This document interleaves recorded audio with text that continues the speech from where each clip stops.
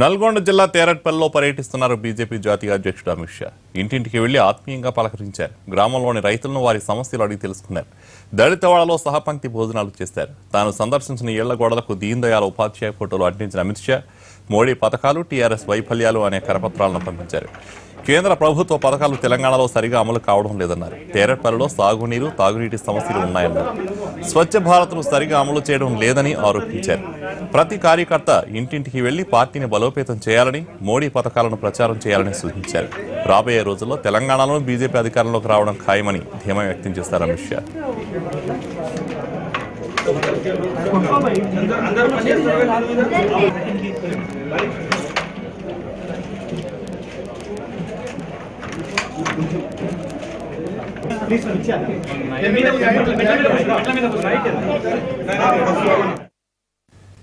యాదయ్య అనే రైతు ఇంటికి వెళ్లి పలకరించారు అమిత్ షా. బీజేపీ జాతీయ అధ్యక్షుడు తమ ఇంటికి రావడంతో వారు సంతోషం వ్యక్తం చేస్తున్నారు. దీనిపై పూర్తి వివరాలు మా ప్రతినిధి రాజు అందిస్తారు.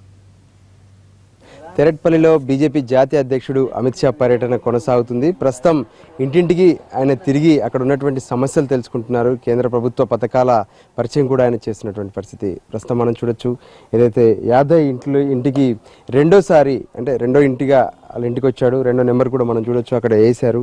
చెప్పండి యాదవ్, అమిత్ షా మీ ఇంటికి వచ్చాడు, ఏమన్నాడు మీతో? ఏం జరిగింది? అమిత్ షా వచ్చిండు, ఆయనకు మంచిగా మాకు కూడా మంచిగా అనిపించింది, దేవుళ్ళ లెక్క అనిపించింది. అక్కడ బొట్టు పెట్టి శాలువ కప్పేశాను. కప్పేసినాక ఏమంటుండు, మీకు ఏమన్నా ఇబ్బందులు ఉన్నాయా అంటే, ఇబ్బందులే ఉన్నాయి సార్, జరా మాకు సాపు నీళ్ళు సప్లై లేదు, తాగునీరు సప్లై లేదు, ఊర్లో గ్రామంలో మాకు సీసీ రోడ్ల సప్లై లేదు సారు, మాకు జర సాయం చేయాలి సార్ అని అంతవరకే మరుగుదొడ్లోటి లేవని చెప్పిన సార్. అంటే ఏమన్నాడు ఆయన? మీ ఇంట్లోకి రాగానే ఏమన్నాడు? అసలు వస్తూనే ఏమన్నాడు? ఆయనే వస్తానే నా వస్తానే ఆయన దండం పెడుతున్నాను. అక్కడ మొదలు నేను సార్ నేను దండం పెట్టినా. అట్లా ఏమనిపించింది? అరే అంత పెద్ద ఆయన మీ ఇంటికి వచ్చిండు కదా, ఎట్లా అనిపిస్తుంది? ఎట్లా అనిపించింది? అంత పెద్దగా ఒక దేవుని తీసుకొచ్చి మా ఇంటికి దేవుడే వస్తుంది, కానీ మా ఉద్దేశంలో అనుకుంటున్నారు, అరే ఎంత గమ్మత్తుకుంది, ఇంత పెద్ద ప్రభుత్వం నుంచి అప్పుడు కాంగ్రెస్ వాళ్ళది కూడా ఎవరు రాలేదు, గా నుంచి మాకు దేశ గురువు లాగా బాగా వచ్చిండని మాకు అనిపించింది. ఏం పని చేస్తారు మీరు? అంటే మీకు ఎట్లున్నది వ్యవసాయం? ఏమేమి పండిస్తావు? ఏముంది, తెల్ల బంగారం ఒకటి పండిస్తున్నా.